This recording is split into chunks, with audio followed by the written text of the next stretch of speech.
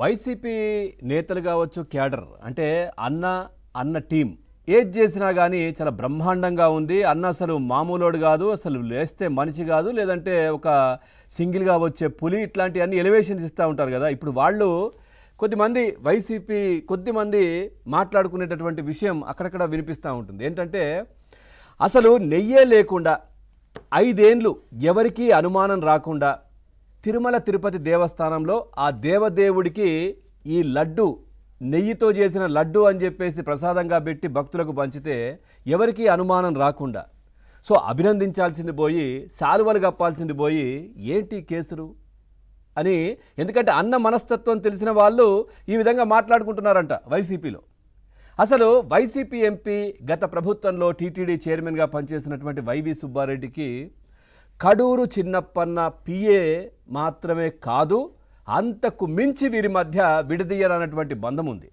ఎంపీగా వైవి తన లెటరేట్స్ Chinnappanna phone number వేయించారు. ఆ లెటరేట్స్ పైన చిన్నప్పన్న ఫోన్ నంబరే ఉంటుంది.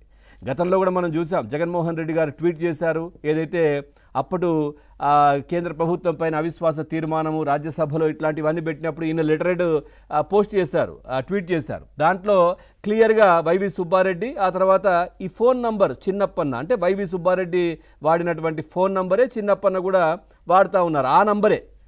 సో ఆ విధమైనటువంటి విడదీయరాని బంధం వీరిద్దరి మధ్య ఉంది. ఇక వైవిపిఏ హోదాలో చిన్నప్పన్న ఈ ఫోన్ నంబర్ ద్వారానే టీటీడీలో నెయ్యి టెండర్ల వ్యవహారంలో సంప్రదింపులు కూడా జరిపారు. పలు కంపెనీల నుంచి కోట్లాది రూపాయల ముడుపులు కూడా వసూలు చేశారు. సిట్ లెక్క ప్రకారం చిన్నప్పన్న ఖాతాలో 4.6 కోట్లు పడ్డాయి. గత జగన్ ప్రభుత్వంలో టీటీడీ చైర్మన్గా సుబ్బారెడ్డి ఉన్న సంగతి అందరికీ తెలిసిందే.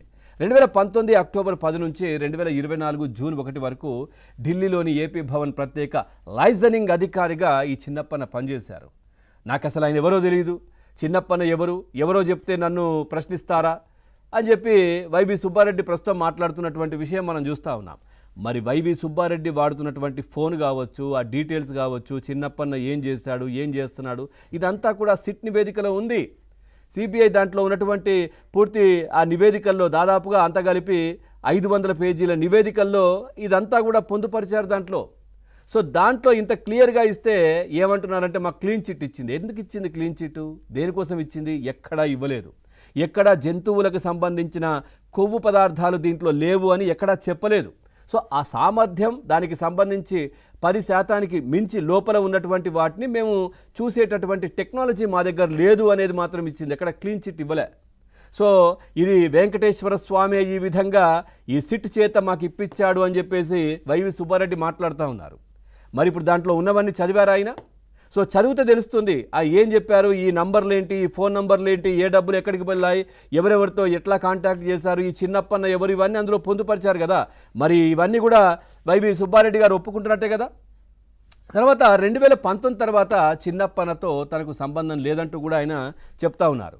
కానీ ఈ మాట పూర్తిగా అవాస్తవం. టీటీడీ చైర్మన్గా వైవి నియమితులైనప్పటి నుంచి చిన్నప్పన్న పిఏగానే వ్యవహరించారని సిట్ తుది ఛార్జ్ షీట్లో చాలా క్లియర్గా చెప్పింది. చిన్నప్పన్న పేరుకే ఏపీ భవన్ అధికారి అయినా పనిచేసిందంతా టీటీడీలోనే. టీటీడీలో 100 కోట్ల విలువైన నెయ్యి సరఫరా టెండర్లు ఎవరికి దక్కాలో కూడా ఈ చిన్నప్పన్ననే డిసైడ్ చేశారంట. మరి చిన్నప్పన్న ఒక్కరే డిసైడ్ చేస్తారా? సో అక్కడ టీటీడీ చైర్మన్గా ఉన్నటువంటి వైవి సుబ్బారెడ్డికి ఎట్లాంటి లేదా? ఆయనకు తెలియకుండానే అన్నీ కూడా డిసైడ్ అయిపోయాయా? అందుకు ప్రతిఫలంగా ముడుపులు కూడా అందాయని చెప్పేసి దాంట్లో నివేదికలో చాలా క్లియర్గా చెప్పారు.